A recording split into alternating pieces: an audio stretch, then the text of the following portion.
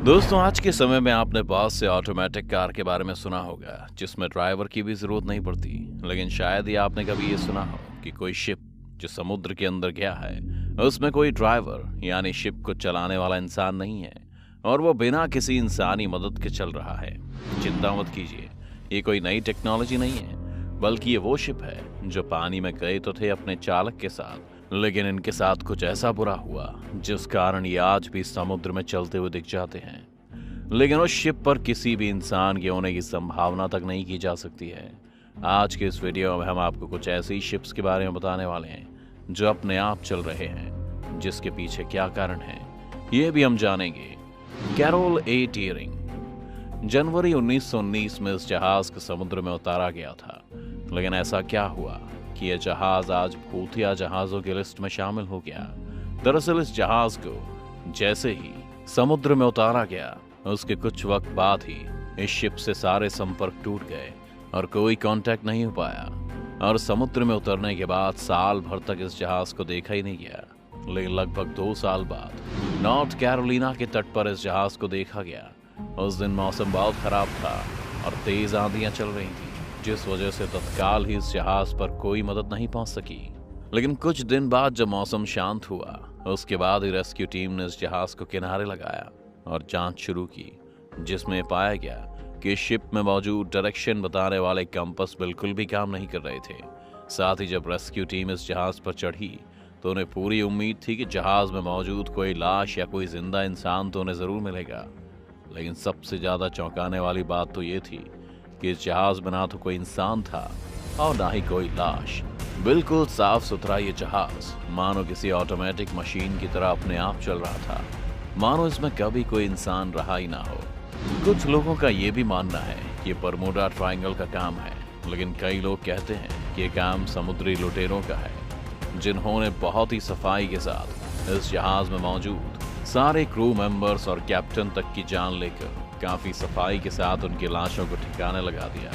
लेकिन सबसे चौंकाने वाली बात यह थी कि जहाज बिना किसी कैप्टन के अपने आप ही समुद्र में लगभग 2 साल तक घूमता रहा और बिल्कुल सही सलामत। Gobain horn. दूसरे नंबर पर आता है वो जहाज जो कैरोल ए टीयरिंग के वापस मिलने के साल ही यानी साल 1921 में समुद्र में उतारा गया।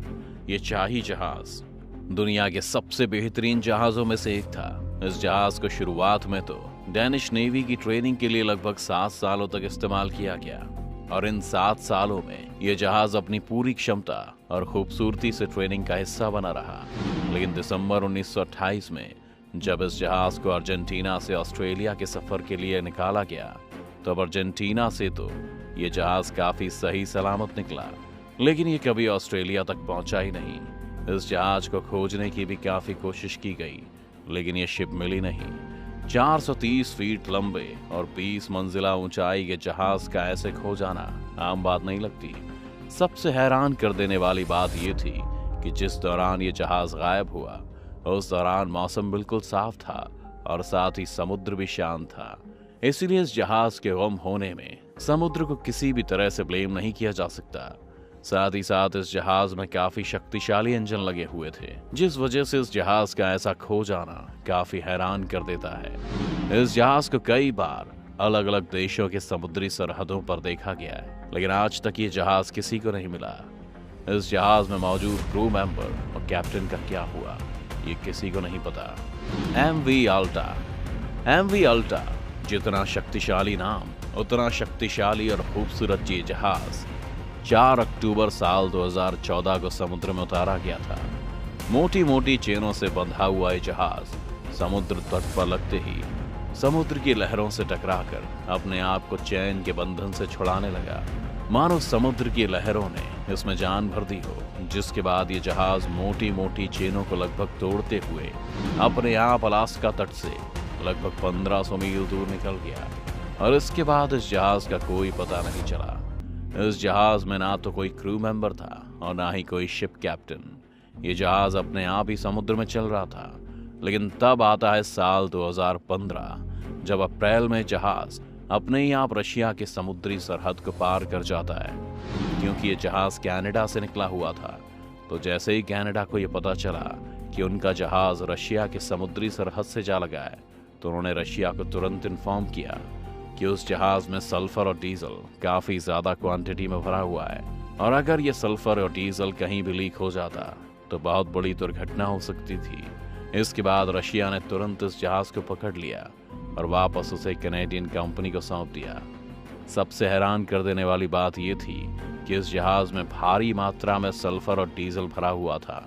अगर ये जहाज समुद्र में किसी भी जगह अगर किसी पत्थर या चट्टान से टकरा जाता तो बहुत बड़ा ब्लास्ट होता और समुद्र के लिए बहुत बड़ी आपदा होती। लेकिन चौंकाने वाली बात यह है कि जहाज खुद ही काफी सावधानी से रशिया की सरहदों पर आ मिला। ऑक्टेवियस। अब बात करते हैं आखिरी और सबसे खतरनाक शिप की।